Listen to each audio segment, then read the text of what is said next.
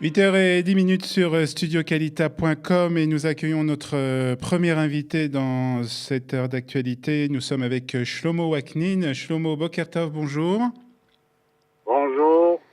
Shlomo, vous êtes habitant de Givat Zev et nous vous demandons d'intervenir ce matin sur Studio Kalita pour nous parler d'une promesse qui a été faite par le Premier ministre Benjamin Netanyahou, une promesse qui va allouer une enveloppe de 800 millions de shekels pour notamment améliorer la sécurité sur les routes en Judée-Samarie. Alors ça vous concerne plus particulièrement puisque Givat Zev fait partie donc de cette région de Judée-Samarie, ça se trouve près de Jérusalem.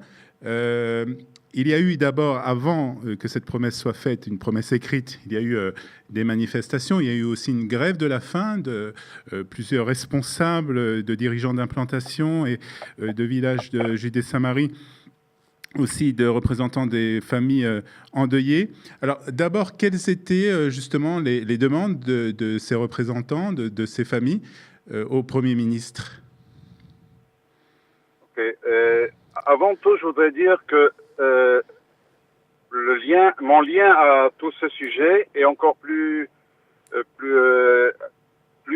beaucoup plus large, beaucoup plus important parce que pendant plus de 15 ans, j'ai fait mon service militaire qui a à voir avec la sécurité dans les implantations en Judée et Samarie.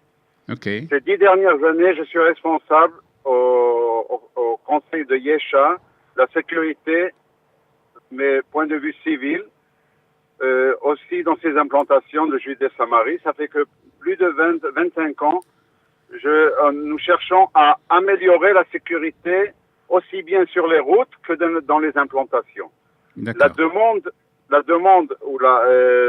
de Netanyahou est beaucoup plus expansée. On demande surtout, bien sûr, c'est pas seulement une question de sécurité sur les routes, c'est une question aussi que les routes ne donnent plus de solution à la quantité. On ne doit pas oublier qu'il y a près de 500 000 Israéliens qui habitent en Judée et Samarie. Oui. Et en plus, il y a une population locale palestinienne qui est entre 1,5 million et 2 millions de Palestiniens. Ouais. En fait, les routes ne changent pas et la population et la quantité de voitures augmente tout le temps. Mm-hmm. Ça fait que la demande de Netanyahou est aussi bien pour la question des routes, aussi bien pour la question de la sécurité, tous les éléments qui sont indispensables dans les implantations, tout ce qui a à voir avec améliorer tout ce qui est des infrastructures, du cellulaire, tout ce qui est du téléphone cellulaire et toute l'infrastructure en fait en Judée Samarie ne donne pas de réponse aux besoins qu'il y a ici. Et c'est pas qu'on est contre ce qui se passe en Israël, dans toutes les autres régions en Israël, où on voit des quantités de nouvelles routes. On prétend que par rapport à ce qui se passe en Israël, ici, on n'investit pas assez. Suffisamment. Alors, justement, vous allez nous expliquer, puisque vous êtes habitant et puis que vous nous l'avez dit, vous connaissez bien ce sujet, puisque vous êtes au sein de Moatzat Yesha, vous vous occupez de la sécurité civile. Quelle est la situation aujourd'hui pour ceux qui n'habitent pas dans cette région? Quelle est la situation? Alors, vous nous avez parlé tout d'abord de l'infrastructure, du nombre de voitures qui a augmenté et des routes qui, elles, ne changeaient pas. Mais quels sont aussi les dangers qu'on rencontre lorsqu'on est sur ces routes, justement? Je vais vous donner un exemple que Madame Mizrahi rapporte ces derniers temps.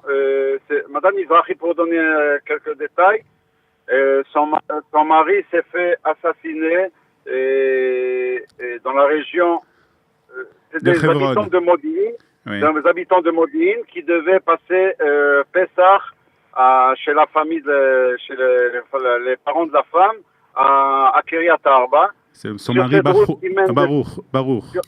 Mizrahi.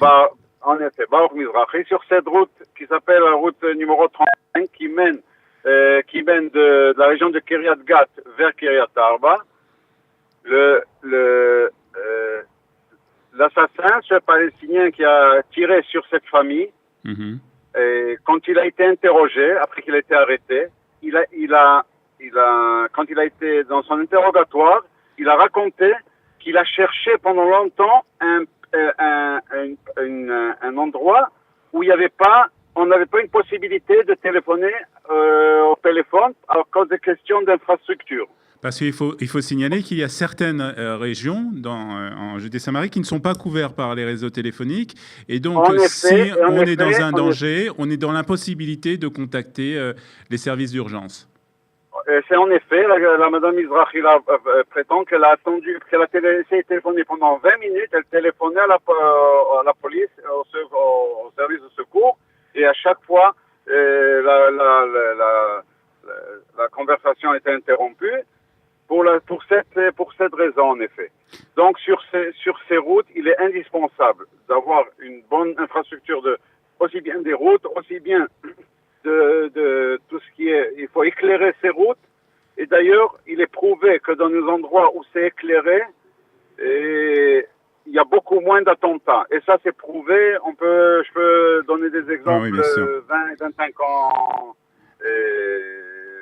qu'on essaye d'apprendre ce sujet. Alors... Il y a la question du cellulaire. Et il faut ne pas oublier aussi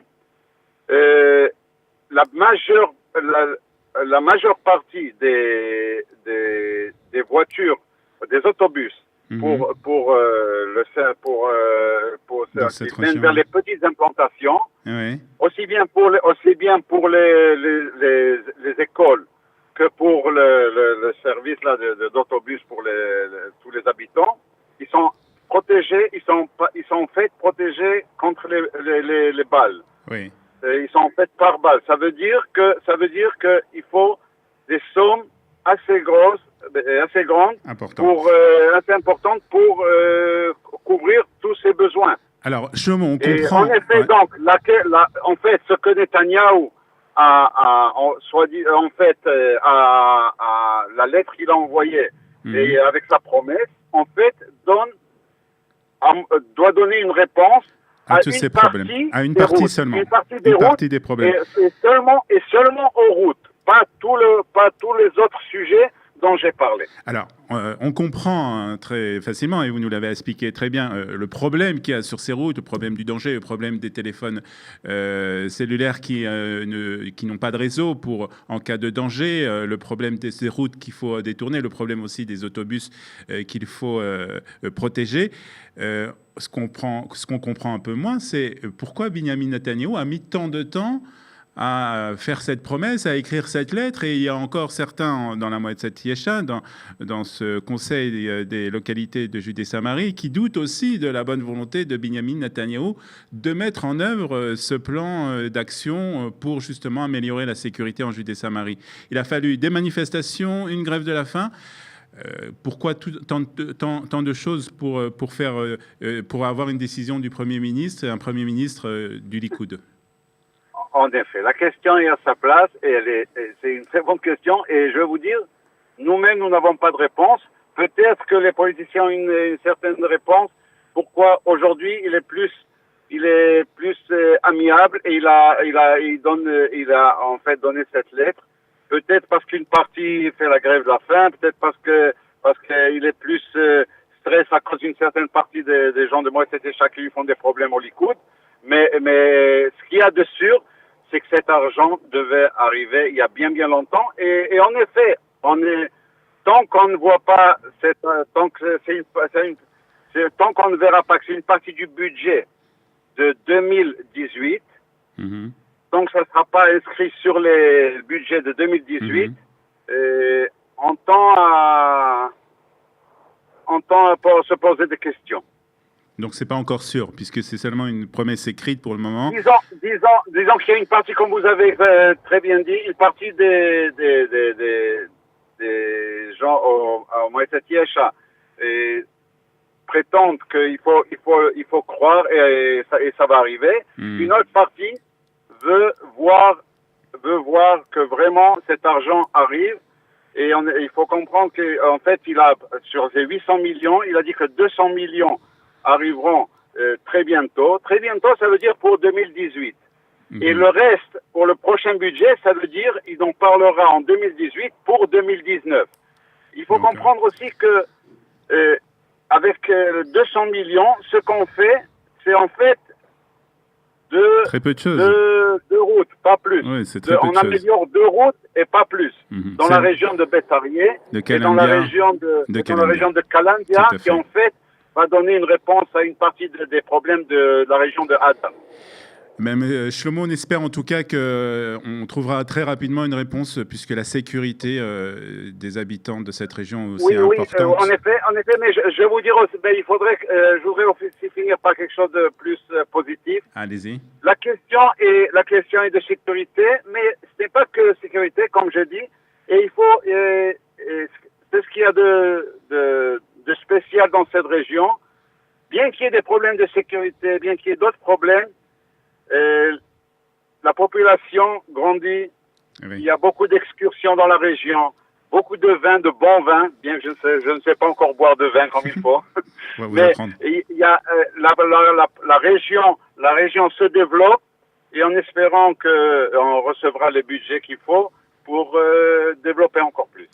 Shlomo Weknin, habitant de Givat Zev et membre du Moetzet Yesha du Conseil des localités de Judée-Samarie. Merci d'avoir été ce matin avec nous sur Studio Kalita et je vous souhaite une bonne journée.